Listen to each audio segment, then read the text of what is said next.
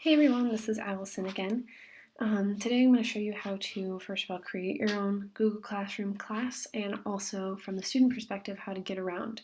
So when you type in Google Classroom, you're going to get whatever is hooked up with your Gmail account.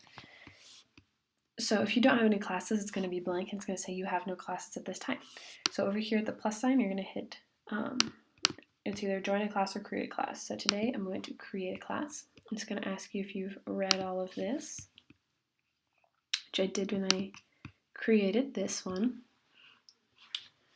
Class name. So you could either, if you have a specific class, I'm going to do math, I'm going to do period 2, and then the actual subject, let's do calc. Okay, so this is more for high school and they actually have class periods.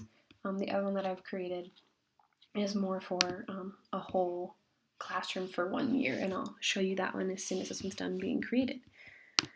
So it's going to have stream, and this is going to be kind of how you communicate. This is going to be where your announcements are and where the students will post their stuff. So next little tab up here is classwork. So I can create an assignment, a question, or reuse a post, and I also have a topic. So I'm creating an assignment. I'm going to say chapter 2 quiz. Instructions. You don't have to put any in, so I'm not going to. You can change the point, ungraded. You can do 50 points. You can do anything you want. If there's a due date, you select the due date, make it for the 10th. And the topic, you don't really need one, or no topic, because it says right here what your topic is going to be. You can assign this to specific students or all students. Schedule or save as a draft. So you can, if you don't want this to go out until 8 a.m. tomorrow morning, then you can schedule it for 8 a.m. tomorrow morning, which is super, super nice. I can edit the assignment, and I can put in a link. I can attach a file to where I've created a quiz in Microsoft Word, and I can upload it here so they can print off the PDF. So those are going to be waiting for me, which is super nice. Or as you saw, you can just release it right then. So your people tabs, this is going to be the teacher. So if you have a co-op teacher that you are working with, or if you have a student teacher that you want to be involved with, then they can go up here in the admins and teachers section. Otherwise, your students, you can personally invite the students, or it's going to give you right here class code that you can send out an email to all your students, and they can take the responsibility in getting on this page for themselves. So if you go back to stream, some fun stuff. You can do an about page. Here's the class code. It's going to tell you all the things that you need to know, which is not very much, but that's going to have all your information there. You can select a theme. Since we picked math, it picked a math background. Let's say we were doing art. You could pick this one. Music, we could do this one. Here's another math one. We'll pick that one just for the fun of it. So you can totally change that, or you can upload your own photo. Little plus sign down here, you can create an announcement. I can say, hello class, I hope you all had a great weekend.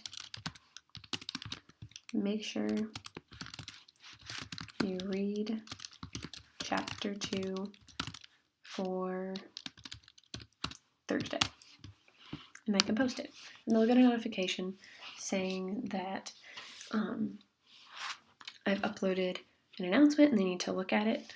For the student, over here it's going to say upcoming work and what's due soon. So that's super nice for them. They can keep tabs on what's being due instead of having to go search through all of the past work.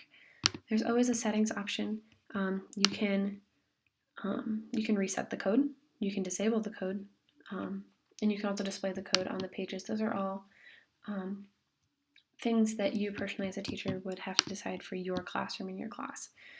You can go back over to this tab over here. This is going to pull up either your Google Calendar or your classes. And since I have 2 classes, I'm going to go to my Allison's third grade class. It's going to pull up the exact same thing. Everything's the same, except my title's a little bit different, and I made it a little more, just more like a whole class would, instead of just a class period. So instead of, period to specific subjects, it's just Allison's third grade class for 2018-2019. Again, parents can go over here to get the code. It is a different code because it's a different group. I'm going to go back over here to classes, and this is the same place that someone would join a class. It's just the same thing. They type in that code that the teacher gives them, and it's going to look exactly the same. So Google Classroom is super easy to use, and it's a lifesaver as a teacher. I know several teachers who use it, and it's just a great way to keep everything organized.